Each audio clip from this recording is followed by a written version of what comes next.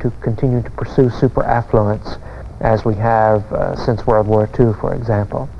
It has been part of the conventional wisdom in the international development community that the 2 billion people living in the poor countries could not aspire to the lifestyles that now exist in North America because there wouldn't be enough petroleum, there wouldn't be enough iron ore, there wouldn't be enough protein, etc.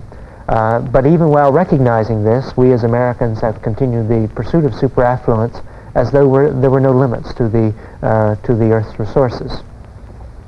One of the very difficult political questions that we're going to have to face within the United States, in the other affluent societies, and at the international level is in a finite and interdependent world in which we're increasingly dependent on common global resources, can 6% of the world's people continue to consume a third of its resources? Well, and the trend is rather ominous. For instance, you see tremendous resources in Alaska, which is probably going to be used almost entirely in the United States. The tremendous resources in the Soviet Union. And again, you have these programs for sharing it again between the economic powers, Japan and the United States and the Soviet Union. Again, you find 6% of the people trying to use up one-third of the resources or more. But do you see any trend towards sharing the resources so that the others can at least hope to catch up with what you were, say, 30 years ago or 40 years ago? I think that trend is underway, and not necessarily because the rich countries, for altruistic reasons, have decided they want to share the world's resources and wealth, but rather because those countries which industrialized earliest, North America, the European countries, Japan, to a lesser extent Eastern Europe, are depleting and in some cases exhausting their indigenous supplies of energy, fuels, and raw materials. The oil finds on the North Slope in Alaska, though they are large by traditional standards, amount to can only meet U.S. consumption needs for a matter of years in and of themselves. U.S. production of petroleum, including Alaska, has now peaked. Indeed, it peaked in 1968 and has been slowly declining since then. And meanwhile, our consumption continues to climb at 3 or 4% per year. The result is that by 1985, we are projected by the Department of Interior to be dependent on imported petroleum for more than half of our total consumption. This is a very new situation. And the interesting thing is that it is almost entirely third world countries which control the exportable reserves of petroleum. And what we are seeing is the world petroleum market, which has throughout our lifetimes been a buyer's market, suddenly become a seller's market. We're seeing the terms on which petroleum is made available begin to increase. The prices are increasing, and some very interesting responses to the so-called energy crisis by the developing countries. For example, we've always assumed in the United States that when we exhausted one of our indigenous resources, we could simply turn to the world market and we would have ready access to whatever we needed.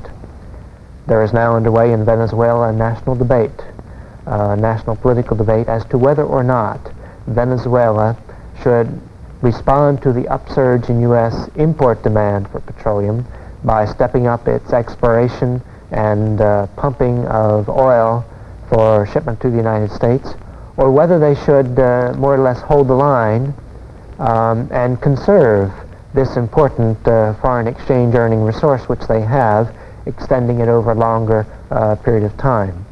Now, underlying this debate is the knowledge that the value of oil is going to be much greater 10 years from now than it is today. The last week in September, here in Washington, we heard a very interesting talk by the Minister of Petroleum from Saudi Arabia. It was a short talk, it was only 6 pages long, but highly significant. He said,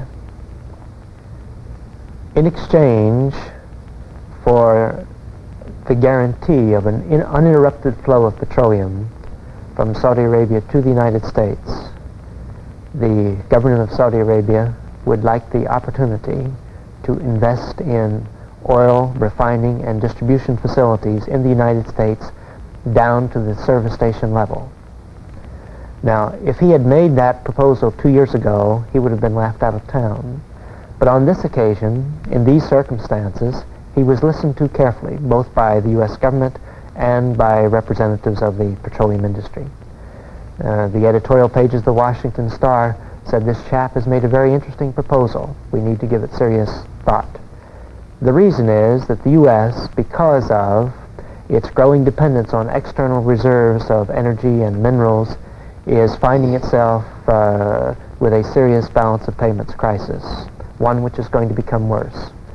Saudi Arabia likewise is faced with a balance of payments crisis, but their crisis is one of growing reserves, a growing surplus rather than deficit.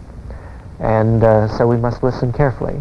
Some very interesting political questions. If Arab investment capital begins to come into the United States in sizable quantities, as I think it will, for the reasons I've just outlined, will the relationship between the Arab investment coming into the United States and the U.S. financial community, with its very substantial Jewish representation, be a new form of cooperation between the Arab and Israeli communities, or will it, and might it be a bridge between the two communities that will lead us out of the dilemma in the Middle East, or will it simply be another source of conflict along the Arab-Israeli interface?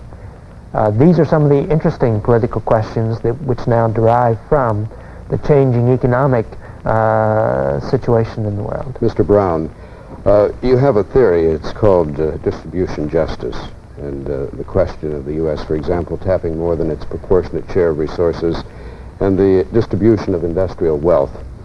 Now, would not the multinational corporation close this gap to a degree? The multinational corporation has been much maligned in recent years, and not entirely without reason. There are some positive contributions which the multinational corporations can make, and one of these is to achieve a more equitable global distribution of productive capacity, of technology, of industrial output, of more equal incomes throughout the world. And this, I think, is going to be one of the interesting longer-term consequences of the emergence of multinational and global corporations. We're seeing, for example, that as we pass more and more environmental control legislation in the United States to limit the amount of waste discharge from industrial plants, that the costs of production are rising. As the costs of production rise, these corporations are now considering locating their new plants in developing countries which have very low or non-existent levels of industrial pollution.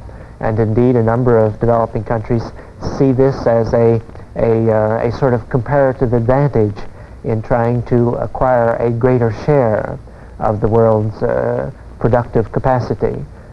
Brazil, for example, is actually making a point of this at the international level, that they have little pollution, a lot of poverty, and a lot of unemployment, and they welcome